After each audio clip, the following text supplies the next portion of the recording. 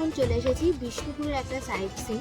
তোমাদেরকে একটা খুব ঐতিহ্য একটা পুরোনো দিনের একটা টেম্পল আমরা দেখাবো, যেটা হচ্ছে শ্যামরায় টেম্পল। এই যে আমাদের খুব প্রথম দিকেই এটা রয়েছে, এটা অলমোস্ট 400 বছরের পুরনো, 381 ইয়ার্স। তো এটা এস্টেট হয়েছে 1643 সালে। তো এখানে মল্লরাজা রঘুনাথ সিংহ বেসিক্যালি এই টেম্পলটা তৈরি করেছিলেন। তো আমাদের পঞ্চরত্ন আর্কিটেকচারের আদলে এটা আর পঞ্চরত্ন টেম্পলের যে আর্কিটেকচার ছিলেন, সেই সেম আর্কিটেকচারই এই মন্দিরটা বানিয়েছিল। আর এই মন্দিরের গায়ে যে আঁকাগুলো দেখা যাচ্ছে, তোমরা দেখছো ডিজাইন যেগুলো আছে, আজকে বালুচরী যে শাড়ি আমরা প্রত্যেকটা মানুষ পরছি, সেই বালুচরী শাড়ির যে ডিজাইনগুলো থাকে, সেম ডিজাইনটাই এখান থেকে ক্যাপচার করে ওই শাড়িতে তোলা হয়। আর এই আদলের মন্দিরটা এখন বর্তমানে দেখা যায় দক্ষিণেশ্বরে মা কালীর মন্দিরে।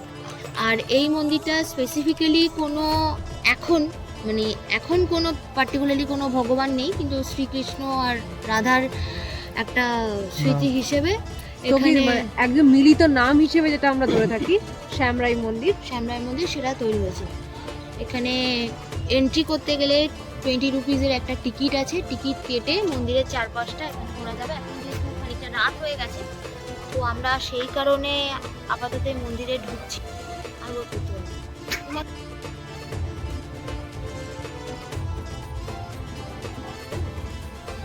আচ্ছা, আমরা এখানে চলে এসেছি শ্রী শ্রী নীলমণি মাতার মন্দিরে, যেটা 997 খ্রিস্টাব্দে তৈরি হয়েছিল, প্রায় 1000 বছরের পুরনো। মহারাজা জগৎ মল্ল উনি তৈরি করেছিলেন। তোমরা এখানে দেখতেই পাচ্ছ একটা বিশাল বট গাছের ঠিক পেছন দিকটাতে এই মন্দিরটা দেখা যাচ্ছে।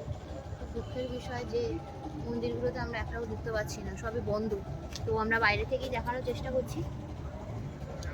এটা প্রায় 1000 বছরের কাছে বেশি পুরনো মন্দিরটা, 1003 অলমোস্ট।